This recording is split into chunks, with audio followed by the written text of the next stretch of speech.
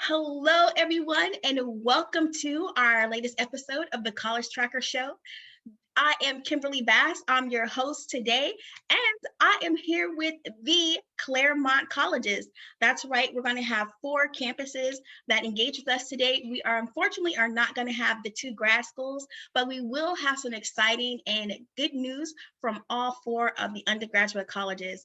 And I'm going to wrap it up myself, and I'm going to hand it over to Rachel Ehrman with Pitzer College. Rochelle? Thanks, Kimberly. Hi, everyone. My name is Rochelle Ehrman. I'm actually at Claremont McKenna College. You'll hear from Pitzer a little bit later. So I'll go ahead and get us started on our presentation. Right.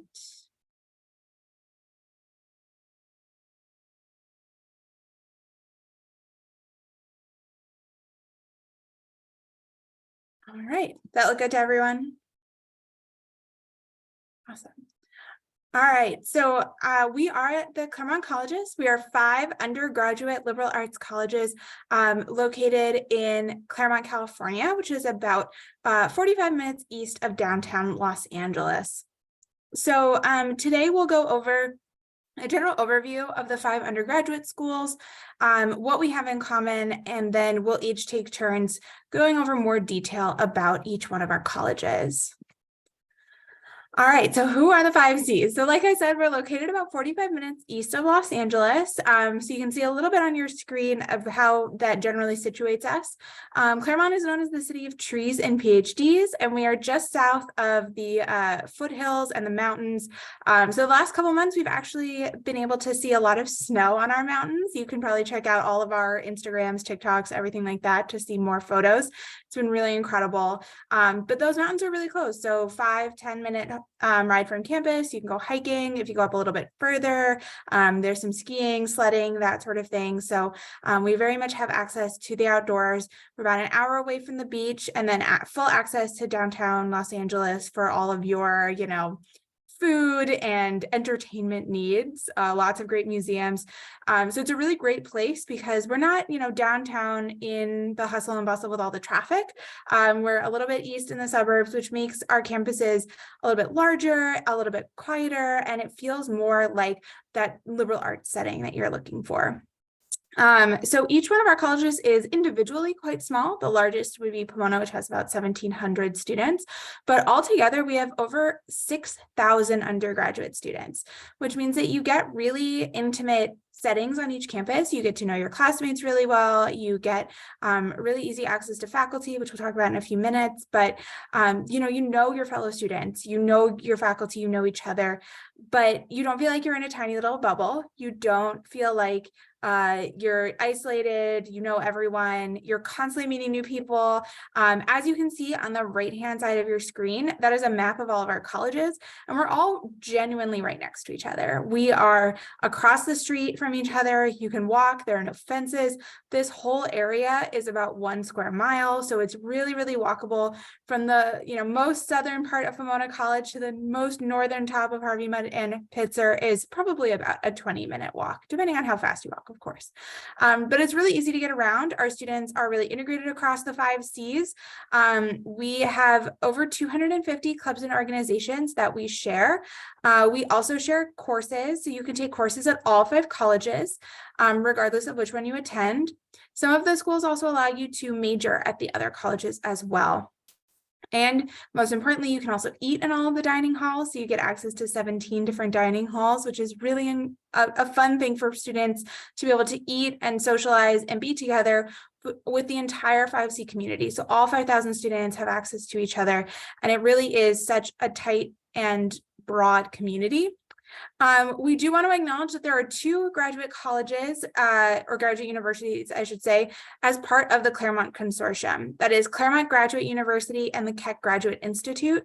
You will never be taught by a graduate student. You'll almost never be in a class with a graduate student. You won't really interact with them at all. Some of them live on campus, but some of them are commuters or part-time students. So it's not they're not necessarily a part of your everyday experience, but some of our programs and resources are for all 7 colleges and universities, like the library and health services. So You might run into some graduate students in the library, but they're never going to teach you or be a part of your everyday life. So a little bit about what we all have in common. We are all small liberal arts colleges, as I said, and we're completely undergraduate. We did just talk about the graduate institutions, but those are separate. So within the 5 C's, we are all undergraduate liberal arts colleges, and we are very academically focused. Our students are students first. You'll find on all of our campuses a small student to faculty ratio.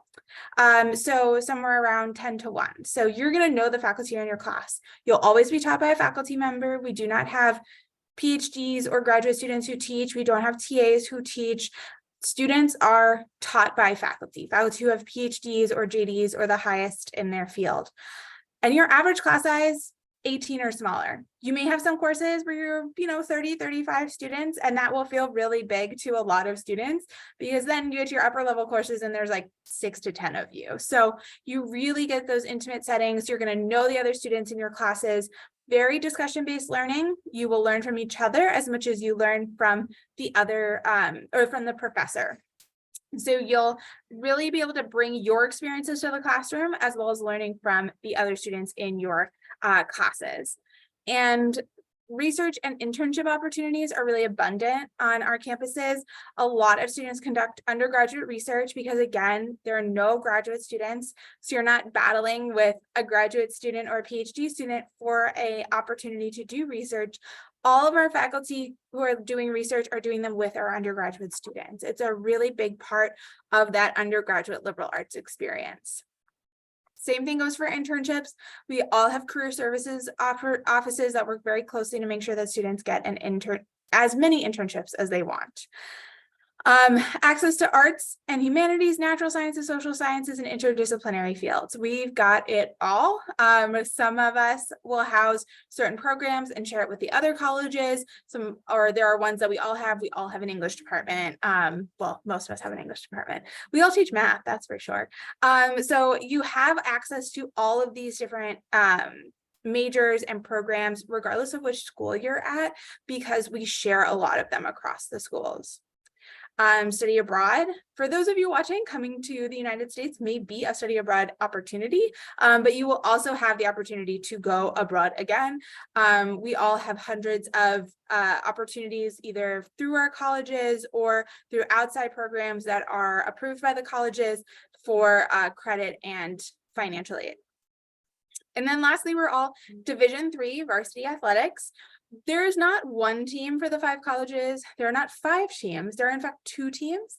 So you've got CMS, which is Claremont McKenna Harvey Mudd and Scripps College. And then you have PP, which is Pomona and Pitzer. So Pomona Pitzer.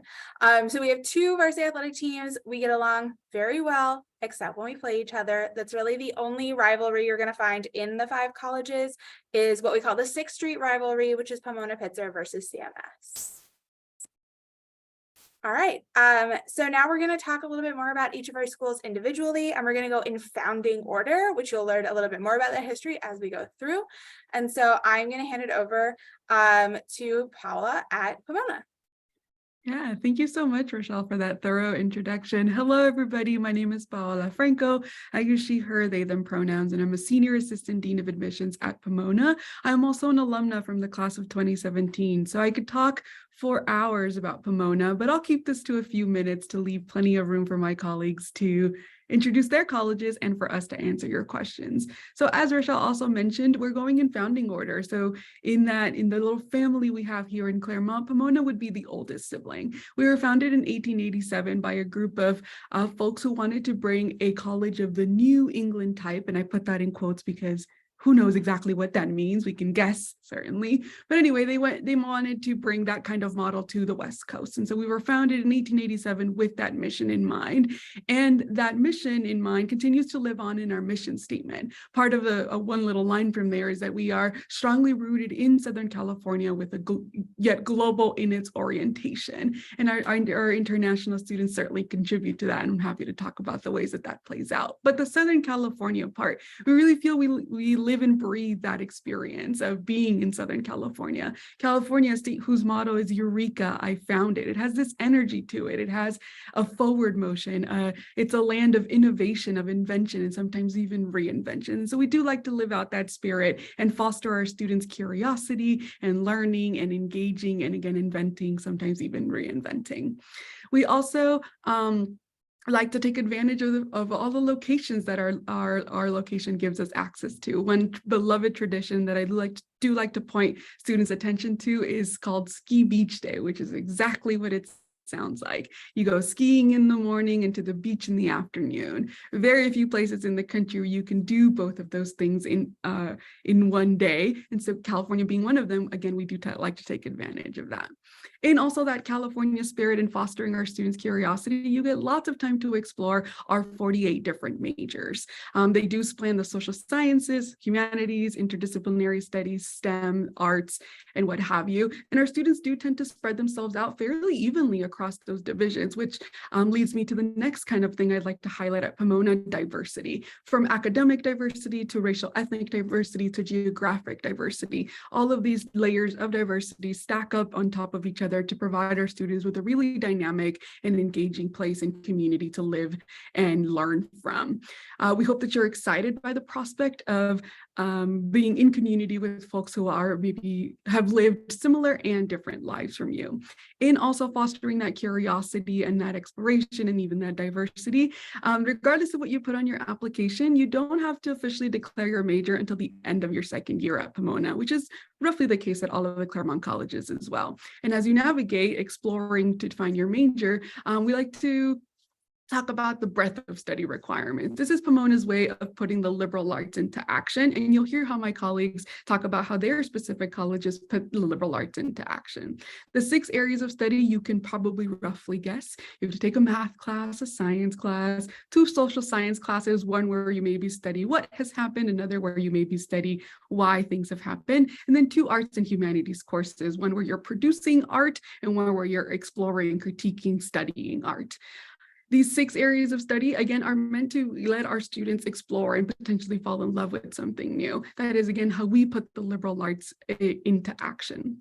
Last thing I'll sort of talk about are some of our community building efforts. Pomona is, like Rochelle mentioned, the largest of the Claremont colleges, but we still strive to provide you with intimate learning and living communities. One way that we do that is via our sponsor group program. Our sponsor group program is a beloved tradition at Pomona, and it goes as follows. The entire first year class, along with our transfer students, are put into groups of about 15 students that become sponsor groups. These sponsor groups live together in the wing of a residence hall and receive 2 to 3 sophomore, junior, or senior sponsors who are there with you throughout the entire first year on campus. This is Pomona's first shot at giving you a sense of community, a sense of belonging, and honestly giving you some friends. And this, again, sets the groundwork for you to have connections, for you to find your flock, if I may use a little chin pun there, for you to find your flock while on campus. That is a little introduction to some of the things that make Pomona Pomona. I hope that you're excited to learn more, and I'll yield the floor to my colleague Colby over at Scripps College. Thank you, Paola. As Paola mentioned, I work at Scripps College. My name is Colby Stallings. Thank you all for joining us today. I'm one of our associate directors in the office. And today I'll talk a little bit about what makes Scripps a little bit unique and different compared to the 5 Cs. But again, hopefully you're understanding today that we're very, very collaborative in the 5 Cs. And students, one of the biggest benefits is that you can take classes at the other colleges, you be in community with all the other colleges. So I like to think of the 5 colleges of kind of buying one school, getting 4 free. You really get to cross-collaborate within the classes, within clubs and organizations and all that. But first about Scripps College. We were the 2nd founding college. Our founder, Ellen Browning Scripps, founded us as a women's college. We are a historically women's college, and today we are continuously thinking about what it means to be a historically women's college in a modern day, which includes non-binary and trans students' affirmative admissions actions. But a little bit about us. As we've mentioned, we are all small liberal arts colleges, also highly collaborative. What's really great about all of our colleges is not about the loudest or having the longest voice, I would say, but how can you collaborate in the classroom, specifically at Scripps with a gendered lens for us. Our academic hallmark of a Scripps student is having more interest than you could possibly have time for. If you feel overwhelmed or have a 15-minute answer for what you want to be when you grow up, Scripps might be the best place for you. Before you figure out what you want to be, time to figure out who you want to be. Our environment helps other smart, driven women collaborate and find that meaning for themselves. Our top majors are varied and broad. We offer 60 plus different majors, 65 now, and a number of minors as well. We're one of the schools within the consortium that does allow you to major off campus at one of the other colleges. The only difference there is you would be majoring at another college, still living at Scripps.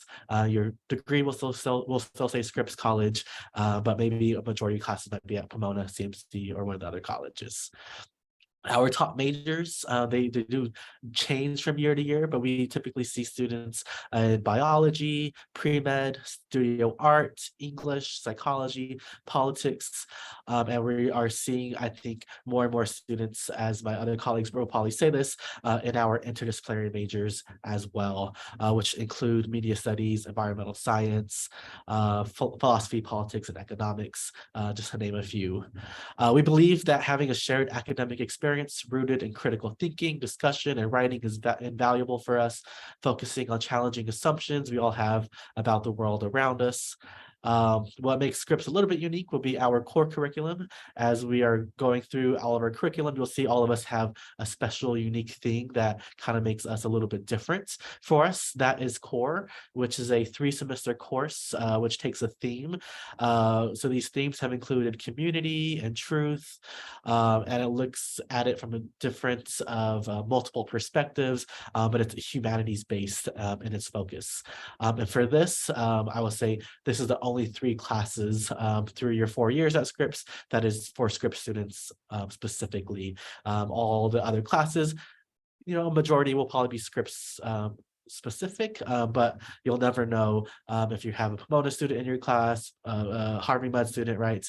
You could kind of guess maybe a little bit, but that's not always the case, I would say. Outside of our core curriculum, I would like to think that as our bookends. That's your first bookend, and our second bookend will be your senior thesis. So Scripps does require all students to complete a senior thesis before they graduate. This usually takes form in a 50 to 150 page paper or a research project. A few senior theses that students have done the last year or so. Someone did a whole effects on the COVID-19 on household division of labor. We've had students looked at the effect of air pollution and neurodegenerative diseases within the US, just to name a couple of them. I will just say and conclude that a lot of our students don't come into Scripps thinking that they will pursue a degree at a women's college. Many of them don't think about that, but to be in an environment of a co-ed educational experience with the 5 colleges, but to be in classes that are meant for you, that help you find your voice as a woman in our society today, that really opens up and has a lot of students think about Scripps, and that might be a good fit for you. So that's Scripps College. We hope for you to learn more about us, and if you still want to stay connected with us, I know all of us offer virtual information sessions as well, so you can learn more about each of our schools. With that, I'm going to pass it to my colleague Rochelle at CMC. All right, thank you, Colby. I'm back. So continuing with our metaphor, CMC is the middle child. So we were the 3rd of the 5 colleges founded in 1946 at the end of World War II. So following World War II, there was the establishment of the GI Bill, which was used to establish Claremont McKenna, and our founders were mostly, if not all, graduates of our sister Pomona College, who had gone on to serve in the war. And during their time time in the military, they had come to the conclusion that they wanted to bring some of what they were learning in the military to the liberal arts, especially that aspect of leadership. So we were established as an institution that educates students to be responsible future leaders in economics, government, and the professions. So that does mean that our curriculum skews a little bit more towards econ, gov, political science, IR, in that direction, but we do offer 33 majors as well as the ability to major at all of the other schools. So we have students studying in every area of study, including humanities, foreign languages, arts, sciences, all of it. And when we talk now about what we mean about professions, there really isn't a limit to what that means. Our students go into every area of professional development afterwards.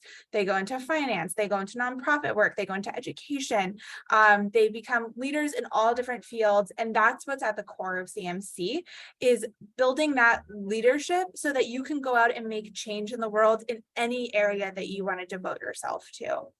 And we do that through what we call learning for the sake of doing. So in the liberal arts, we learn to learn and gain knowledge, which is great. It's really important. We're huge supporters of learning for learning, but we also want students to learn to do, to put that action or put that thought into action, to be change makers and doers before they even graduate. So we offer a lot of opportunities for that on our campus. I talked at the beginning a little bit about how we all offer research and internship opportunities. CMC has 11 research institutes that are located on our campus. That includes the Kravis Leadership Institute, the McGrublian Center for Human Rights, the Rose Institute for State and Local Government. So there are 11 of them. They're all on different topics. I can't really name them all because some of them have really long names, but you can find them all on our website. And starting your first year, your first semester, you can apply to work in the research institutes. They are paid positions. And again, no graduate students to compete with. You're working with faculty. You can bring in your own projects and ideas. So all 11 of them hire students their first semester. But you don't have to start your first semester. If you're like, hey, I want to take a beat, I want to get acclimated, maybe I'll do it my sophomore year. Great, apply your sophomore year. Some students don't do it until their senior year. It's really up to you if you want to do it. 80% of our students will do research either through the research institutes or our academic departments or the Keck Science Center, which we currently share with Pitzer and Scripps. We're also in the process of building our very own Kravis Center for Integrated Sciences, Kravis Department for Integrated Sciences, I'm sorry, on campus. So we're really excited about that. It's a brand new building, brand new program that's launched some pilot classes this year. So again, lots of information about that on our website as well.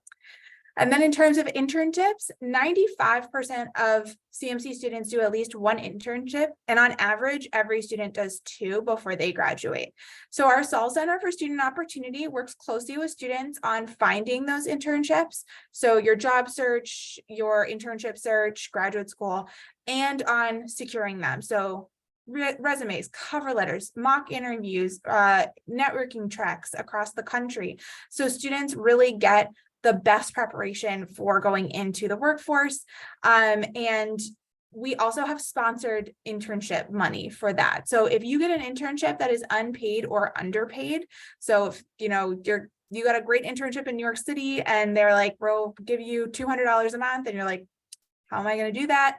You can apply for the internship funding and CMC will help you through the summer. So last summer, we spent over $2 million for about 500 students to get that internship funding. So that's 500 students who just got unpaid internships. Doesn't count all of our students who got paid internships last summer and we're working in different sectors. So we have a lot of success in finding and procuring internships for students. And really having that practical experience is a core part of that CMC experience. So I mentioned our 33 majors.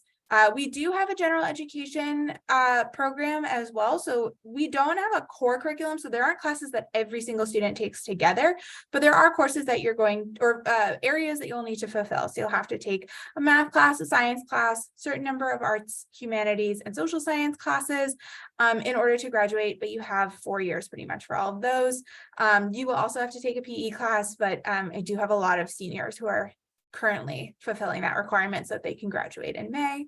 So you have some time for that as well.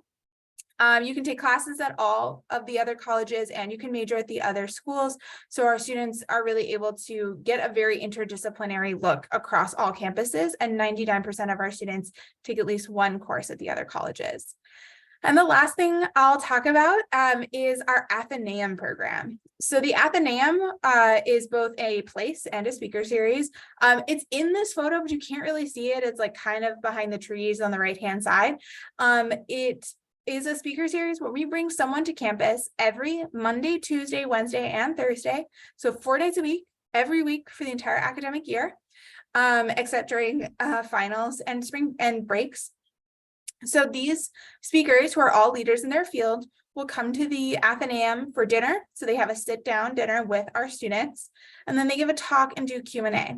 So we've had some really incredible people who have come in the past, who are coming still this semester. We had the editor from the Los Angeles Times come this semester. We've also had, actors, past presidents, politicians. Anita Hill has come. So we've had some really incredible leaders from across the country and across the world come and speak at the Ath and have dinner with our students.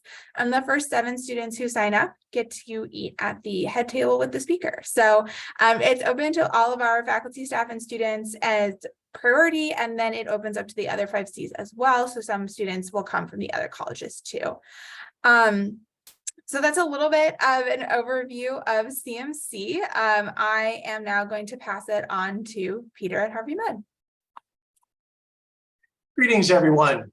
I'm Peter Osgood. I'm the Director of Admission here, and I'd like to introduce you to this absolutely wonderful and unusual college. We're a distinctive place both within the Claremont group and within the national context of colleges and universities, because we are essentially a STEM institution within a liberal arts framework. So we have a very interesting sort of personality, if I can characterize colleges that way.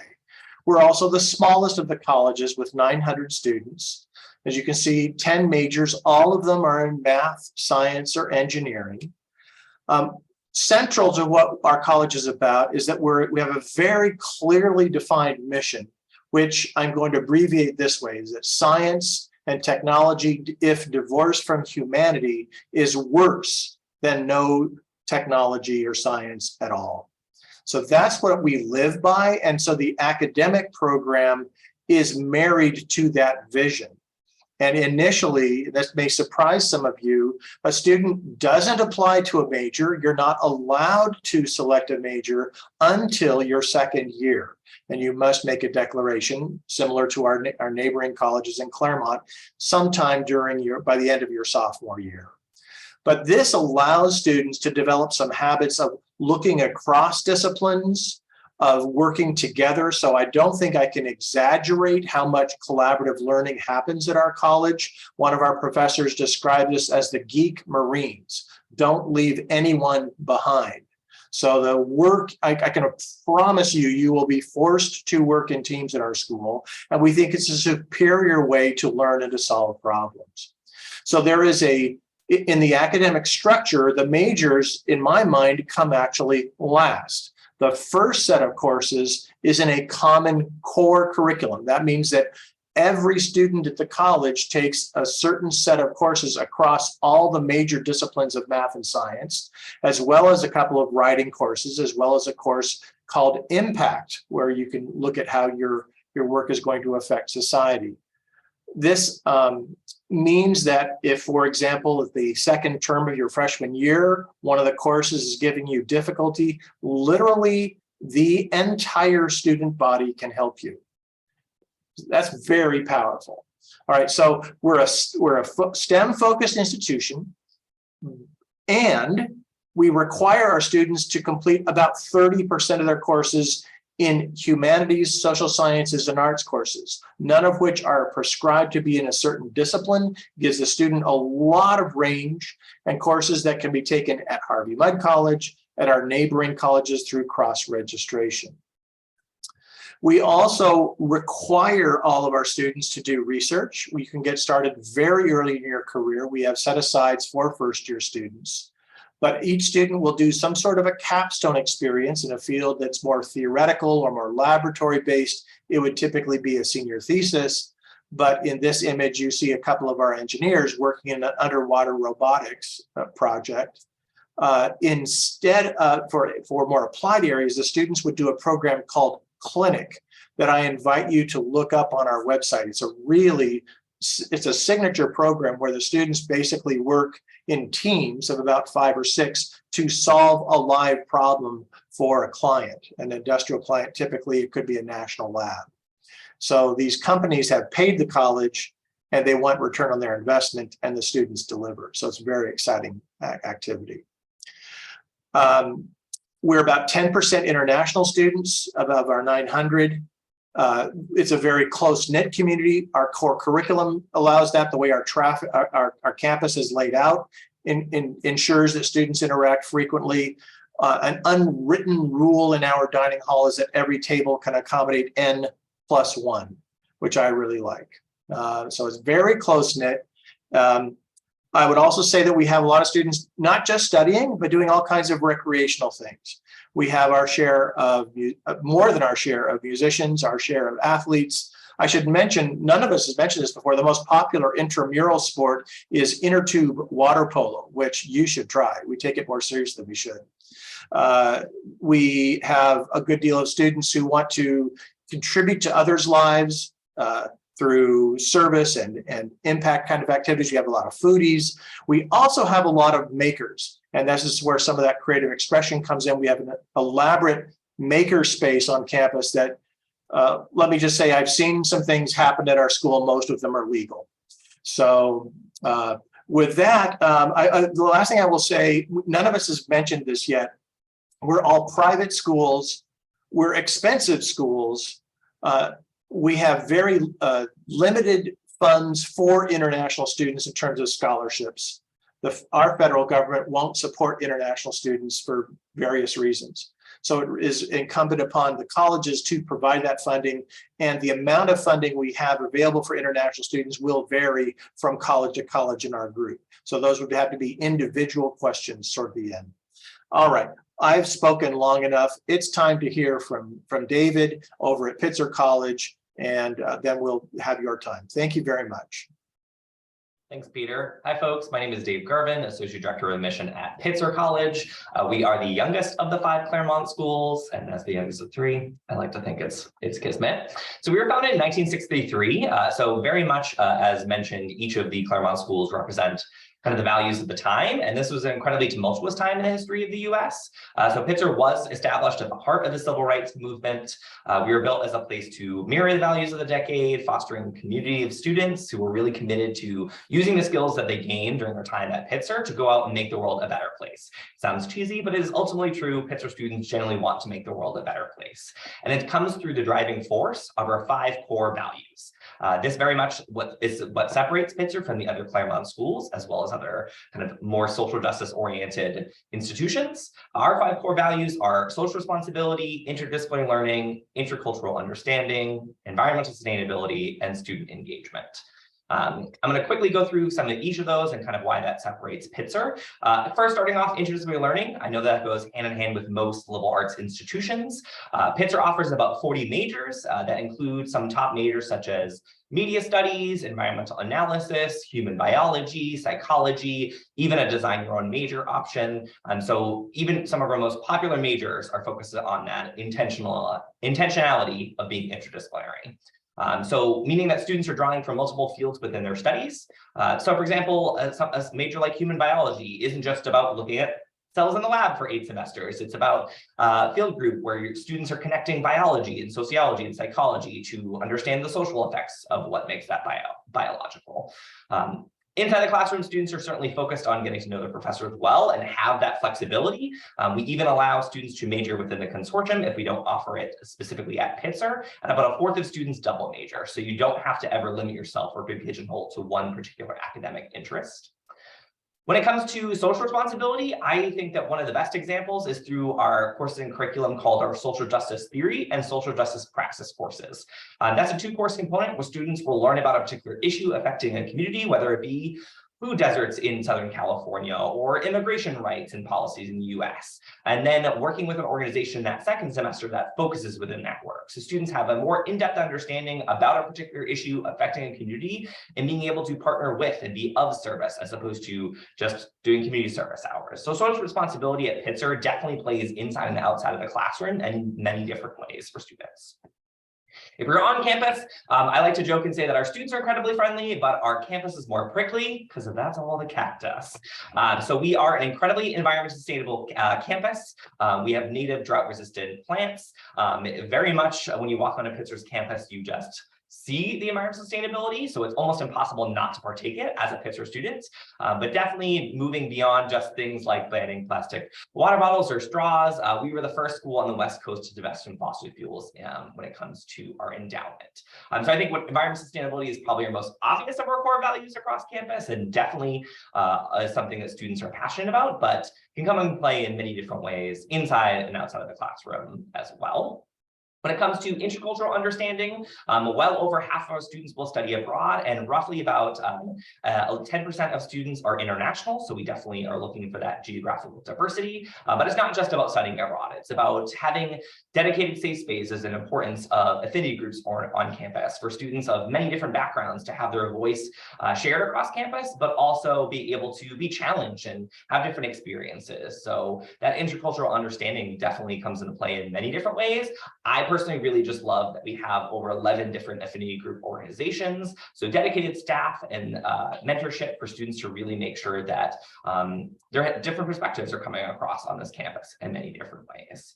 And then when it comes to last one, so yes, what really just comes down for their 5 core values of creating socially responsible citizens of the world. And I think when it comes to Pitzer, when it comes to having that place where the students are at their core activists and advocates, they come to a place with a desire to make society more just and equitable and leave with the skills necessary to do so. So if you're that type of social justice student that might be interested in a school like Pitzer, definitely that is something that come to talk to me. But I do want to open it up to and know that we have time for questions for the rest of the group. But before that, we also wanted to share just differences when it comes to our admission policies. So you can see that while we are one consortium, we are 5 separate admission processes. So we have many students that might be interested in applying to multiple of the 5 Claremonts. I think if you are interested in applying to all 5, you might be having an identity crisis. So I might just talk to your counselor on that one. But I think when it comes to the interest in academics as well as admission policies, certainly make sure to connect with each particular school when it comes to it. So things like, for example, Pitzer is test-free. So we don't look at SAT or ACT when it comes to our admission process, where other ones might be offer things like QuestBridge, or interviews might be more encouraged. So definitely pay attention to the slide in the differences as well.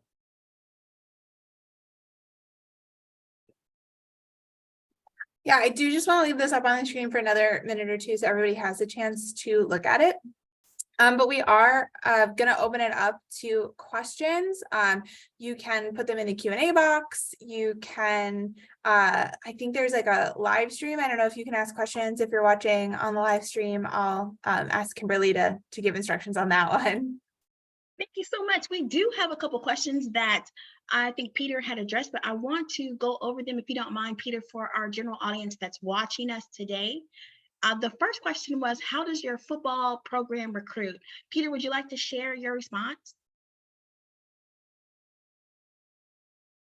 Rochelle mentioned this at the outset. We have, among the 5 undergraduate colleges, 2 competing athletics teams. And so they subscribe to services to find out about athletes that might be welcome on their teams. I'm not sure they use the same formats, but I think the first place to start is to go on the prospective student form for each of those respective programs, for Pomona Pitzer or for CMS, Claremont Mudd Scripps. You should be able to find the prospective student form really, really easily on those sites. The second question was about scholarships for athletes. And since we are NCAA Division III, a lot of people would argue the highest level of truly amateur athletics in the United States. We are forbidden from providing athletic scholarships. We may be able to provide scholarships for students, and those students may be athletes, but there's going to be based on their gifts and their talents that they're bringing to the college broadly, and their fit with our institutions, not because of their athletic prowess. Outstanding. Thank you so much for answering those questions for us, Peter.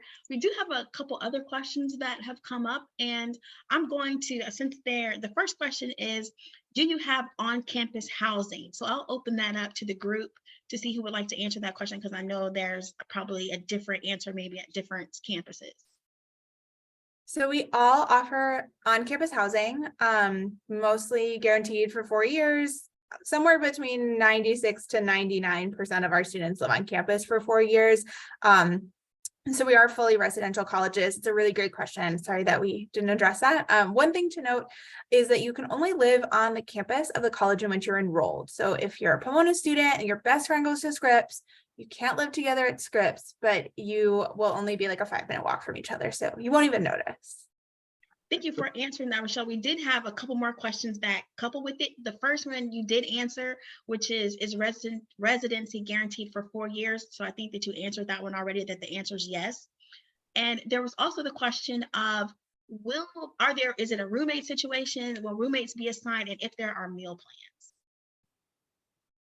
plans? I'll take the next if you don't mind. Sure. We have to coordinate our dining services because students can move across the different campuses. As an example, 3 of the residence halls at Scripps are actually closer to our dining hall at Harvey Mudd than their own. So it's very easy to move from place to place. And students have options for how many meals they'll have per week. They can also use funds for the late night places, the pizza, the coffee shops and things like that around, which are exclusive of the number of dining halls, right? So there's a lot of food around, and we have a lot of people who like to make food too. The last thing I'll say is that to go back to the question about housing, none of us has fraternities or sororities. If you're eager for Greek life, you'll have to be content with math and physics, because that's where you see the deltas and epsilons and sigmas and gammas, and lambdas and mu. Yeah. Thanks, Peter. I do have another question that I'm going to open up to the group.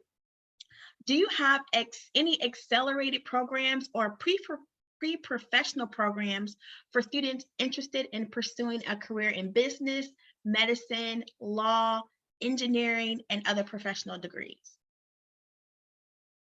And I'll open that up to the group. If someone wants to take that, maybe Colby.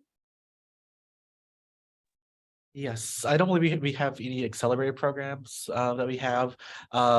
Being the STEM school of Harvey Mudd, they have more professional programs in engineering and STEM, but the rest of us have a number of programs that are pre-professional that help students with graduate programs. We have 3-2 programs that connects with Harvey Mudd, Caltech, Columbia, and other universities to do 2 degrees in 5 years.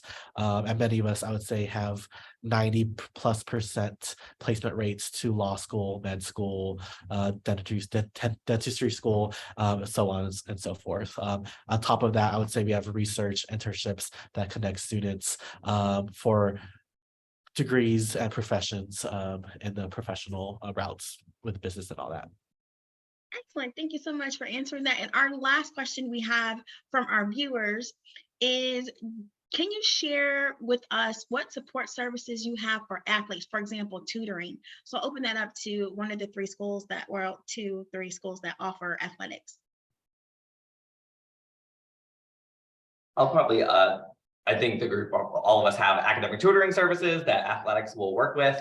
Certainly our coaches work well when it comes to working with students, whether it be required study hall time or things like that, while also just really supporting the student athlete experience. So I think that that is something that you'll find, whether it be within any of the 5 schools, is that it's definitely a student athlete experience where the athletes are just as involved in their academics and things like internships, research, and extracurriculars. It's not like their athletics are their whole life, but definitely one of their many aspects to their experience in the Claremonts. Thanks so much, David. We definitely appreciate having the Claremont schools join us today, the 5 C's. Before I let you go, I would like to ask each of you to answer one question. And that question is, for your campus, tell us the favorite part of your college. So David, you're on with us now, so let's start with you. Sure. So my favorite part about Pitzer College is we actually run on a shared governance model.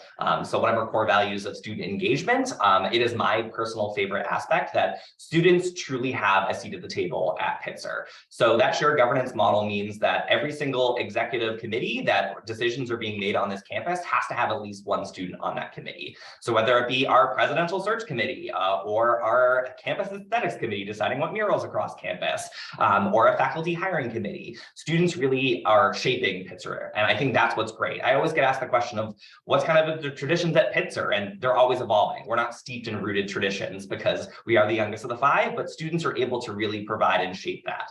So I think that really truly being able to have that voice and it not being social justice for the sake of being a buzzword, but really allowing students to have that voice is something that I love. Thank you so much. Let's next go to Pomona College with Paula. Yeah, absolutely. I'm going to give you the answer that 90+% of our students would also give you, especially our tour guides, the people, the community here. And I can definitely also speak to that from an alumna, or since I am an alumna. Wow, words are hard. But you just really get a sense of from the students to faculty to staff, and I mean staff from the admissions office down to folks who work in the dining hall. There really is a buy-in to the role that you play in this community, and that really helps keep us running. Every bit that everyone does around here helps make Pomona Pomona. So the community, the people who belong to that community are really make the experience for us. So I encourage you, if you chat with a current student, ask them what their favorite part is. And if it's not the community, email me because that is very unlikely. Let's next hear from Scripps. Yeah, mine would be a combination of what Dave and Paula said. For us, it would be our community, but outside of Pitzer, since we are older, we are stemmed in tradition. So we have a number of traditions. My favorite one is where we get to come into community with each other. Here behind me is Sill Courts. So you can see some of our beautiful architecture. Every Wednesday, we have Wednesday afternoon tea from 3 to 4:30. Our whole community takes off of class, of work. Our faculty, staff, and students come together for free snacks, tea, coffee, and just get a chat about how our weeks have gone for the last week. And that's been a tradition for over 100 years, and it's every single week during the school year. Thanks so much. Let's now hear from Harvey Mudd College with Peter. All right. I agree that a very good answer is about the community that we have, but I'm going to go to an academic side. I mentioned in passing our clinic program where students work on these live projects. My favorite example is students built a cylindrical device about this big that would allow a surgeon to remove brain tumors in a less invasive fashion than currently exists. And there were 3 patents that were made from this. Our students built that. So this is really high level of engagement, of having a meaningful impact on human lives. And that's what we live and breathe. Thanks so much. And let's wrap it up with Claremont McKenna College with Rochelle. Yeah, I think for me, it's a lot of our students are just so passionate and so deeply engaged when we talk a lot about like building leadership and, you know, having all of these experiences. The engagements that our students have is really just so impressive. They're so busy. I don't know how they manage all of it, but they're also deeply passionate about what they do. They will tell you about their projects and their research and all the things that they're working on, the people that they've helped, the communities that they're a part of. And I've always just admired how excited and passionate they are about what they do in a way that I haven't seen on as many other campuses. Thank you all. Thank you all. I'm surprised that inner tube water polo didn't pop up as one of the favorite or fun things from any of you. But thank you all again. Thank you all for coming and sharing the greatness that is the Claremont Colleges. We appreciate having you on the College Tracker Show. And for those of you who join us, we look forward to having you join us on our next episode. Have a great day.